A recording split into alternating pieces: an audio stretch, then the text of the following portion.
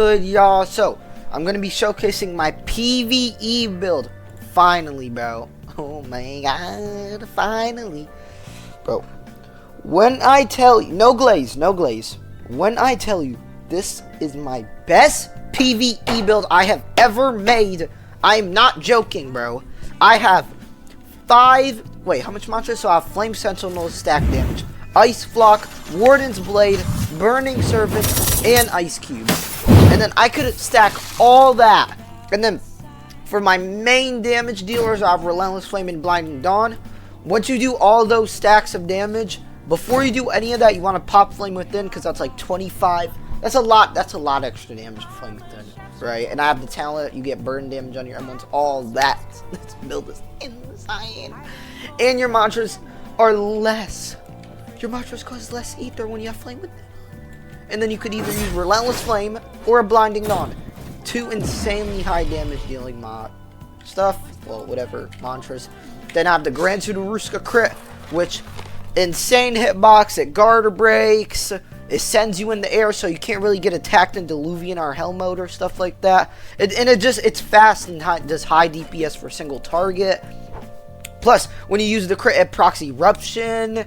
It's just so good, man, because the crit procs crystals and it procs Eruption. This build synergizes so damn well. I cannot even tell you guys how good it synergizes. I also am able to get Undying Flame on this freaking build for support. So Undying Flame, we all know that's very useful. So I'm able to get Undying Flame on this build, and not just that, I'm able to get Corrupted Sacred Field on this build. Undying Flame on this freaking build for support. So Undying Flame, we all know that's very useful. So I'm able to get Undying Flame on this build, and not just that, I'm able to get Corrupted Sacred Field on this build. So this build is really good for survival too. It's not like I'm a glass cannon or anything. I do insane damage, and I'm tanky with Sacred. Not even with Sacred. This build has a good amount of HP. So, and monster armor. This build is just absolutely insane. I'm able to kill any boss, anything, and like, yo, enjoy the build, bro. Absolutely insane. It's better than any Godslayer V6. I don't even care. It's probably better than that. Who's this guy? Alright, but I don't know who that guy is. But that's it, y'all, and enjoy the showcase, yo. Peace.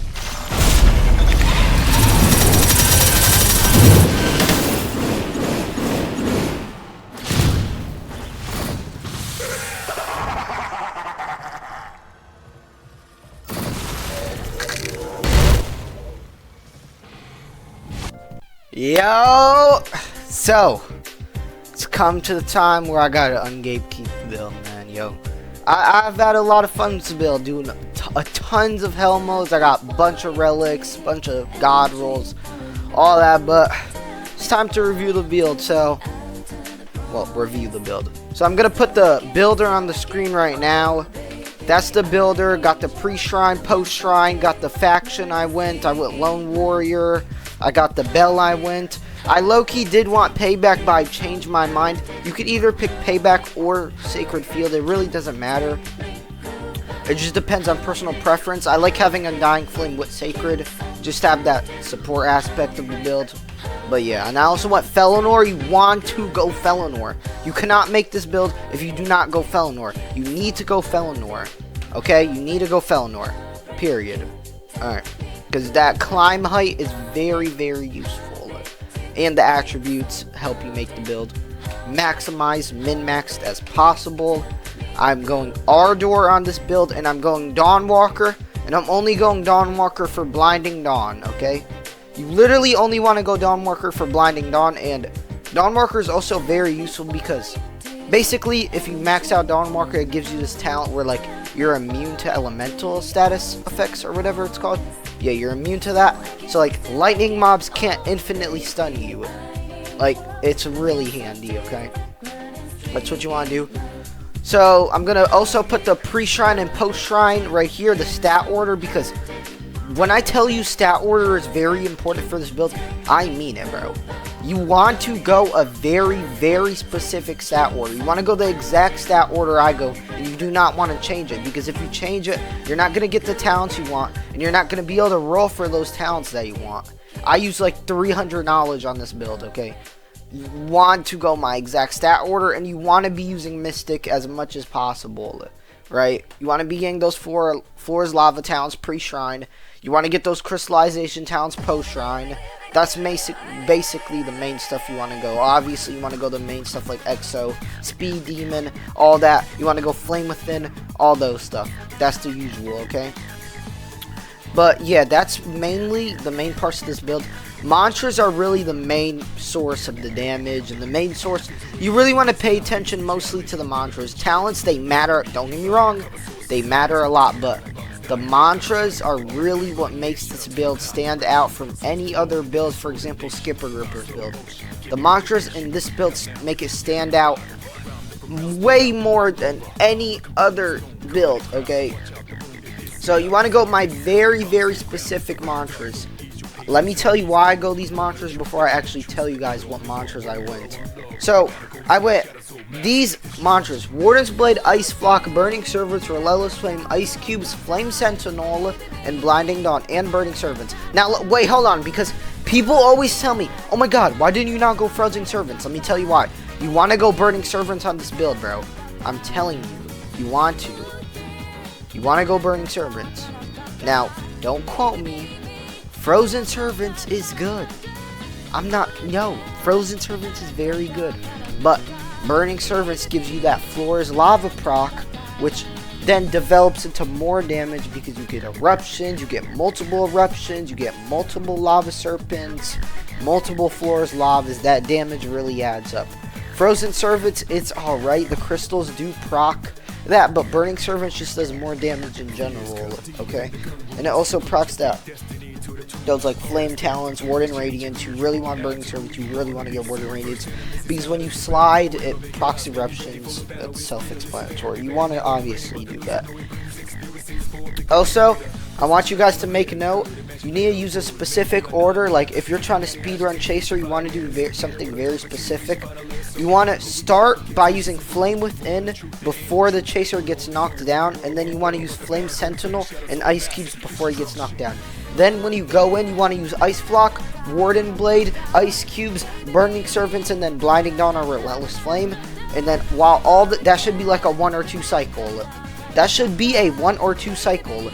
Maybe that might be a 1 cycle grip if you actually learn how to make this build and learn how to play it, not make it, because it's a hard build to make. But if you actually learn how to use the build, you could definitely 1 cycle grip Chaser, because I did it.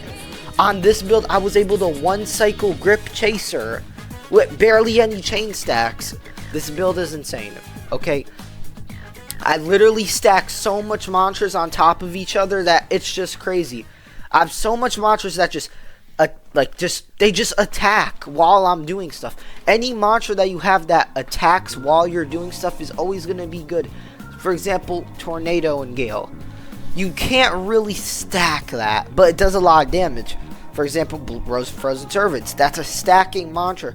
It doesn't do too much damage, but it's stacking. It's just free stacking all that damage. You want to stack damage, okay? You want to stack as much damage as possible. And that's what you could do with this build, okay? Now, I'm going to show a clip on the screen of me scrolling through all my talents. You guys want to take note in this, because you're going to be using Mystic. Okay, buddy, you're going to be using Mystic on this build. And also, I'm going to have the builder link in the description, but I think it'll be more helpful if I just show you guys, like, the talents from the campfire, like, right now, how I'm doing it. But, obviously, I'm going to also put the builder link in the description. I'm going to also put my Discord server in the description if you guys want to join that. Excuse me, bruh. Fuck, I'm trolling. But, yeah.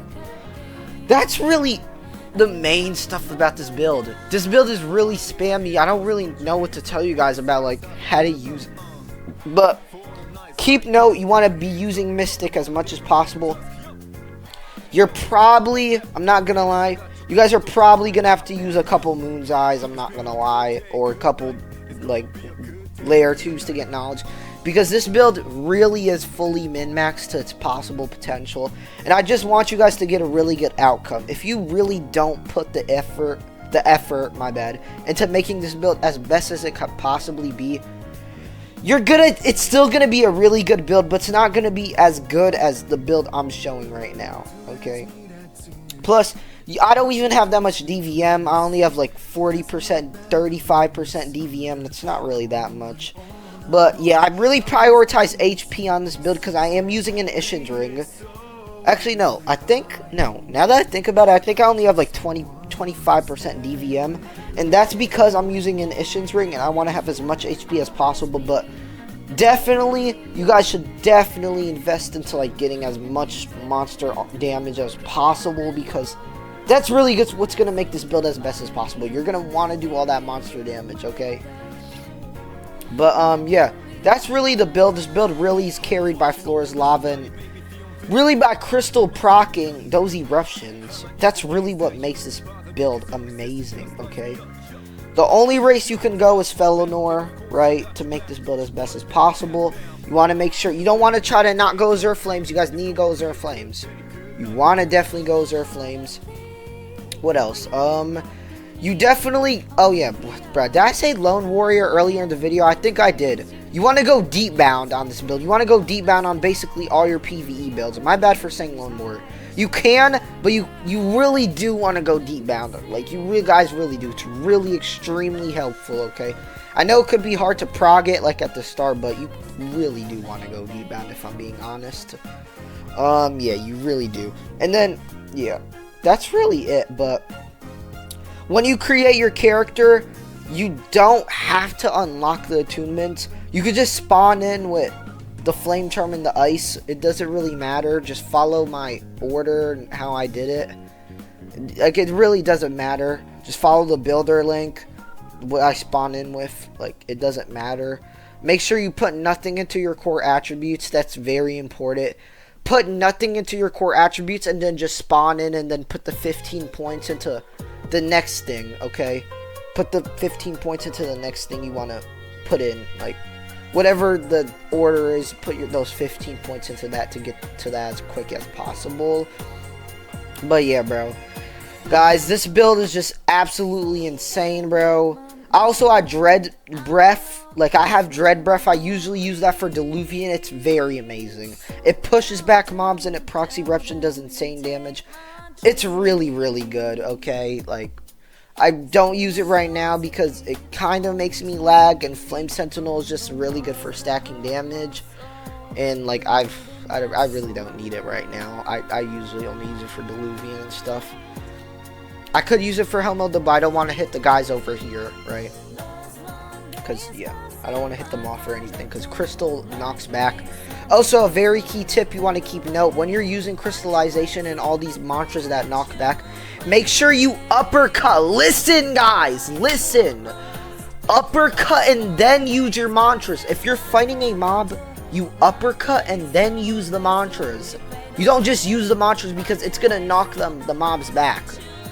Like, you want to uppercut and then use the mantra. Like the crystal mantras or the flame mantras, because they are going to knock back the mob. And you don't want that. You want to get as much damage from your mantras as possible. Uppercut and then use the mantra. Like how I just did right here on the crab. It doesn't knock him back at all. Well, crabs don't usually get knocked back, but you'll see when you use crystallization or lava serpent, it knocks the mobs back. It's really annoying. That's why people usually go normal ice, but you could just do the uppercut technique and it's just free. I mean, yeah, that's the build, y'all. Let me know what you guys think in the comments. This is honestly, I'm not even glazing or anything. This is honestly the best build, the best PvE build I've ever made in my entire life. I'm going to be completely honest. But, yeah, that's the build, y'all. Let me know what y'all think in the comments, and peace out, bro. Have fun. Oh, yeah, guys, my bad. fuck me. I just forgot. Oh, yeah. You guys want to copy my gems right here? I'm about to display my gems right here. These are the gems you want to go. It's kind of personal preference for, like, Warden's Blade and Ice Cubes, but you want to follow really the rest of them. Like, these are just my gems that I use. I found them the best. I was able to 1-cycle Grip Chaser, do Wave 50, solo Hell Mode, do a bunch of things, but yeah, you really do want to copy these gems, but you know, if you don't, you don't, but these are my gems which I used. But yeah, that's actually the end of the video. I'll catch y'all later and peace out. Drop a like and a sub and join in my Discord server and see ya.